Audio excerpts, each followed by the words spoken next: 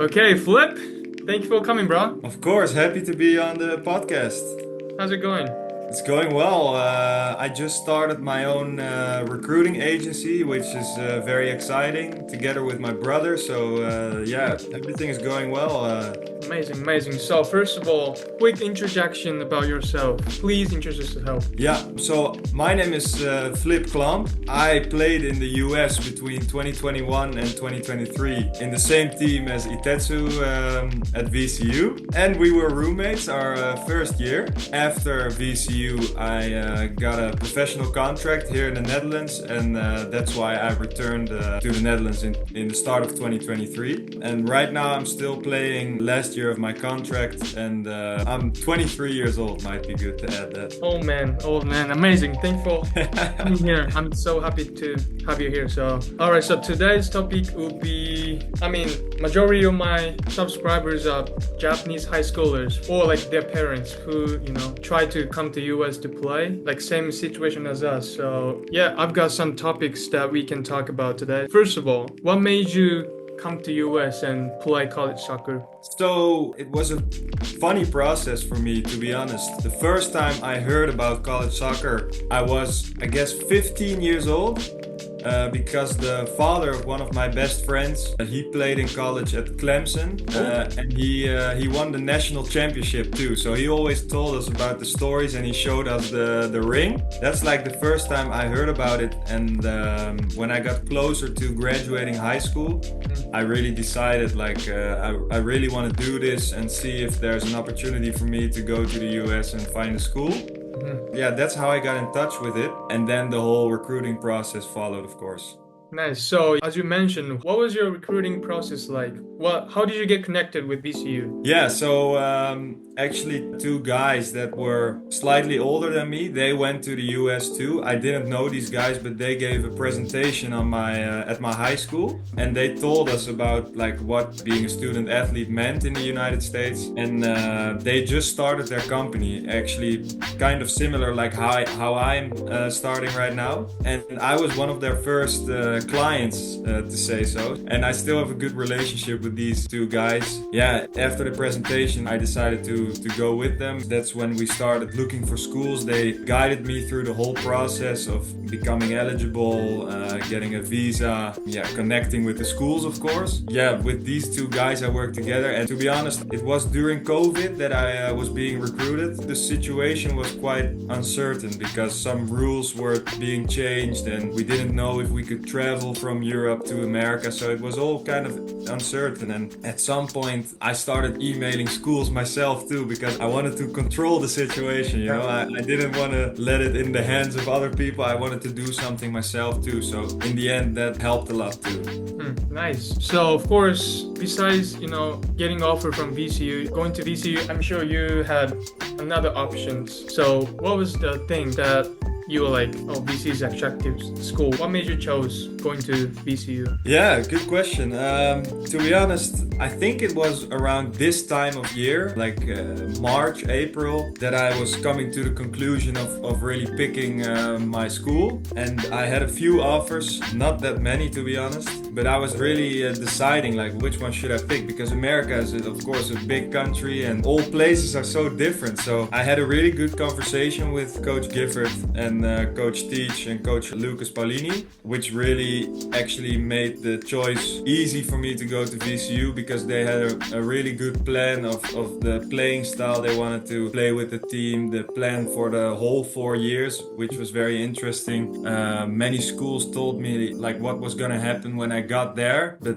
VCU coaches told me like how it's gonna look for my whole time there, and I had a good relationship with them. And of course the school was in a city, which was very interesting to me. Most schools I had contact with had like big campuses in like more, I would say, isolated. Exactly, more isolated, yeah. And VCU was in the city, so that really attracted me too. I'm from Amsterdam, which is a big city too. So yeah, I was very happy with that. And those were the main things why I decided to go to VCU. Yeah, I still remember that like couple days after you arrived at VCU, which is the first time seeing you, and then we walk around campus and we were like, oh, where is the school and then where's the city, you know? We couldn't tell what's the campus and then what's the not campus, you know? Yeah, true. I actually don't know what's school, what's not school, you know what I mean? Like exactly, yeah. It's so blend into the city. It's hard to see the difference indeed. I remember taking that walk with you. It was funny.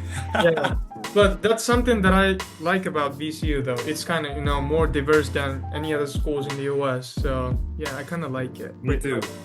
Yeah. Let's talk about the experience you had at VCU. So stepping up to college level from the academy, youth academy level. So probably the first year, everyone is kind of struggling with, you know, different level, different speed, of course, different country to play. So what was the something that you struggle with, or like what was something you like, oh, I can play well in this situation or something like that? Can you tell me about it? Yeah, before I got to the campus, I was really expecting the main difference to be in the load we had in training, and of course training every day. I wasn't used to that.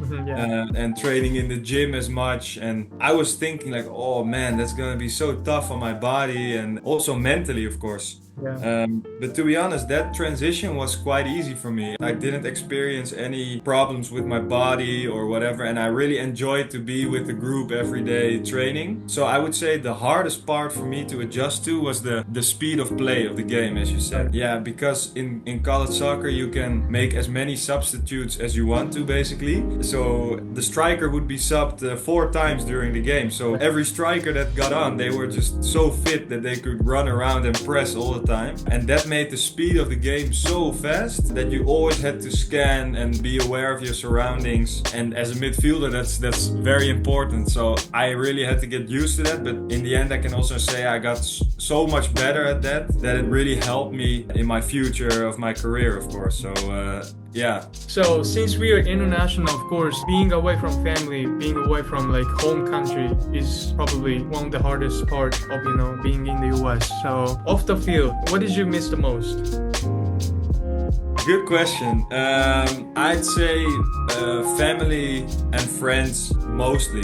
Of course, when I got to the campus, I had a girlfriend at that time, and that was also hard to miss her, to not be with her. But also my family, I think I called my mom about 4 times a week. And normally when I lived home, we didn't speak as much as that, you know, because now all of a sudden you're never together anymore. And then you take much more time over the phone to discuss how things are going. It's pretty funny to see how that difference is from being home with your family, living at home, and you don't appreciate that you can talk about everything you experienced during the day. And when I got to VCU, we started calling a lot more and talking these things through. Yeah, I think I was missing them the most. But to be honest, what really made it so much easier for me and which made it very comfortable was that I made so many friends in the team. I'd say our whole team was a close friend group. Everyone hung out with each other, and of course, but in our team, everyone was comfortable together and we did things as a whole team. So I'd say that makes it so much easier to talk with friends about anything, and very nice. What is the difference between Dutch soccer and American soccer? I think the main difference, I'd say Dutch soccer compared to college soccer, is the speed of play and the physicality. So I'd say American players, they are so good physical, like they go to the gym from age 16, and in the Netherlands nobody does that. We only focus on the technical part and especially the tactical part. I remember Itetsu was a goalkeeper, of course, at our team at VCU, but he had a better technique than, I would say, 80% of the field players. So you could really see the difference in technique, and also thinking how tactically, how do I play the game. That that was a big difference to the American guys, but they were so fast and strong, and of course that makes the speed of play so much faster too. So that's a very big difference, I would say. And now playing the senior game here, of course, I play on the third level of our country. The age is of course different. So I play with players who like age 20 to 38.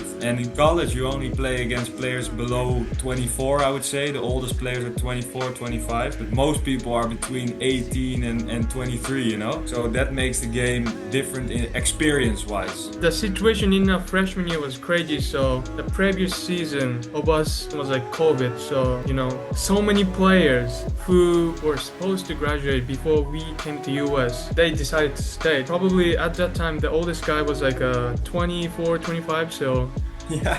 as a goalkeeper, like the speed of shots was crazy. Yeah. So Yeah. that's something that I struggle the most. So yeah, I still remember that crazy situation. Yeah, the super seniors. Yeah. I remember Z and Ulrich and Oquin, yeah. Yeah, Beska Biombo. Yeah. Yeah. Yeah. After your second season at VCU is done, you decided to pursue, you know, your professional career, right? Stepping up from college level to professional level, what was your like a transition? Like how was your adjustment? Yeah, it was a tough one, of course. After my first half year of college soccer, I went on a trial with this club, FC Volendam, and that went really well, and I really saw how my level had improved in such a short time in America. And in the end, I signed my contract there after 2 seasons of college soccer, indeed. When I signed, the club had just promoted to the highest level here in the Netherlands. So the first game I was with the squad, we played against Ajax. Ajax played in the Champions League that season. It was such a jump from college level to Eredivisie level, and I really had to adjust to the level, of course. The speed of play in America is very similar to the top level in the Netherlands. The main difference is that the players in the Netherlands at the top level, they also have the very good technique and tactical vision to make the best choices. So you have to be sharp for 90 minutes, and it takes time for you to adjust to that level, you know? So that was a big jump for me, but in the end I'm very happy to taken on that challenge, and I learned a lot from it. So as you said, it's a huge jump, you know, playing professional level from the college level. So what was something that you work on to, you know, make a better adjustment into the team? Always work on scanning. So it's something I did every day, I think, for my whole time since coming to VCU, actually, because I really noticed how much of a difference that makes to be practicing that every day in different ways. Let's say our coach at Volendam, he was really like a big advocate, like playing to your strengths. So he was always saying like it's better to make your best qualities even better than to make your average qualities slightly better, you know? Yeah. That's why I really started working on I'm both footed, so I can kick the ball with left and right, just like Tetsu. I really started to work on that as much as I can. So to make that a strength of mine, to use that in every part of the game. So shooting on the goal, crossing the ball, short passing, long passing, you know what I mean? So those are the main things I would say I worked on besides the training, you know? So yeah, you work hard technically, you know, to make a better adjustment into the professional level. So of course, physically, it's gonna be the struggling, you know? So did you have any physical struggles? Well, I would say, let's say my stamina, my lung capacity, I can run very well. So I'm not crazy fast, but I have a very good fitness level, which allowed me to adjust to the fitness level in the Eredivisie quite quickly. I was in the first weeks already one of the fitter players in the whole team. And strength-wise, I had made a lot of gains in America. I became a lot stronger because I went to America with 70 kilos and I came back with 82. So wow, that's great. I gained 12 kilos in my time there, and that was very helpful for the professional level. But the thing was, we trained even more than we did at VCU. So we trained every day, but we also went to the gym every day. And we had a German coach as an assistant, and he was a big fan of training very hard. So it was very tough on my body at some point, and I felt it breaking down a little bit, and I got groin issues a little bit. So I would would say that was physically very tough to adjust to, the amount of training. To be able to keep playing at the higher level as a professional player, what was your focus off the field? How did you spend your time off the field? At VCU, I really learned how to live like a pro, to take care of your body, sleep enough, eat well. Of course, we ate some hamburgers in our time at VCU, but it was really important to eat enough and stay hydrated and everything. But I had to stay aware. Of course, all my friends, they lived in Amsterdam too, and I started living in Amsterdam. But they didn't have a pro life. They just were students, and they also played soccer, but on amateur level. So they were doing stuff until late night and always chilling and eating chips and chocolate, you know. And I had to stay away from that. So that was pretty hard sometimes, but I really had to watch my lifestyle basically, and that really helped me to stay fit and be able to train to the best of my abilities every day. Yeah, of course, it is super important to, you know, force yourself not to doing that. It's easy to let the things go, you know, but how much you can be professional. Something very important. For sure. How's your life going? It's going well. Yeah, I play on the 3rd level now, which is like semi-pro. So we get paid, but we train 3 times a week. So it's a lot less focus on soccer. So I started my own company too on the side, and I'm still taking courses at VCU. Oh, nice. Yeah, so it's pretty busy playing soccer, doing school, and having my own company. But I really enjoy the mixture, and it's also very nice to inspire other people to make the same step to America. And of course, I have a big network of coaches and people I know in America, so that really helps, of course. I think that's one of the biggest issue for soccer player, you know, after they retire playing soccer, most of them are like, I have nothing to do without it. Exactly. So, we see that a lot here too, yeah. A lot of my teammates at Volendam, some of them, they didn't get a new contract and they were really in doubt, like what should I do now? Can I get a new team? And most of them didn't go to school like us, you know? So they don't have a degree from a university or whatever. And it's really hard to get a job then, of course. We are fortunate to have been able to play soccer at a high level in college and also get a degree, of course. Yeah, right. I'm happy for it though, because, you know, doing your own company while you doing what you love. So yeah, great. Yeah, it is. It's so good, and I work together with my brother. I can see him a lot more, and yeah, I'm really enjoying it. Yeah, nice. Yep, this is the end of the video, so hopefully you guys can learn something from him and our conversation. So last thing, do you have anything that you want to promote to my subscribers? Yeah, well, make sure to follow us on Instagram. I'll leave the link with Itetsu, maybe he can show you, but our name is Beyond Borders. So I'll leave the Instagram link with Itetsu, and make sure to follow us, because we also do a lot of content on college soccer, and for now it's been mostly in Dutch, but we are planning to also make it in English. So maybe it's interesting for people to learn more about the college lifestyle, how it is to be a student athlete. And then for everyone who's thinking about going to college but is not sure yet to make the step to America, if you can do it, I would always say go for it, because it's a once in a lifetime experience. And if I could go back right now, I would certainly do it, because it's so nice being able to play in a team and spending time with your teammates, making new friends in such a new environment. There's nothing like it. So I would take the step if I were you. Yeah, I strongly agree with you. Just so much more friends, so much more connections. And then also you can, not for you guys, but we can be able to speak English, which, you know, helps you to talk to people in the world. So yeah, it's so helpful, yeah. You know, that's why we could have this conversation, because, you know, if it was like 4 years ago, I was not able to do this with you, so yeah. Itetsu, you became very fluent in English. It's very impressive, for real. Thanks. As we talked before, walking around campus, we actually walk outside, but I think I didn't talk much. Yeah, it was hard, of course, for you, but it was so nice to see your progression also in the 1.5 years that we spent together. You became so much better at speaking, and the nice thing you didn't care what other people thought. You just tried to do your best and became better that way. You always tried to understand and tried to talk English, and you never were shy or whatever. So that was so cool for us to see too. And I was also, I told about you to my family and stuff, and they were also always actually proud of how you did that, and such a nice thing to do, you know. It's very cool. Dank u wel, dank u wel. He speaks some Dutch too. Going to college allows you, of course, make a friend from another country, and then they're gonna teach you their native language, and then I can actually speak some Dutch. So that's been one of my favorite things, to be in the US. It's been my favorite things to do. So yeah, for sure. Getting to know people all over the world. It's so interesting. I taught Flip a little bit Japanese, and hopefully he can still say Yahoo. Yahoo. Yahoo. Yeah, that's just beautiful, For sure.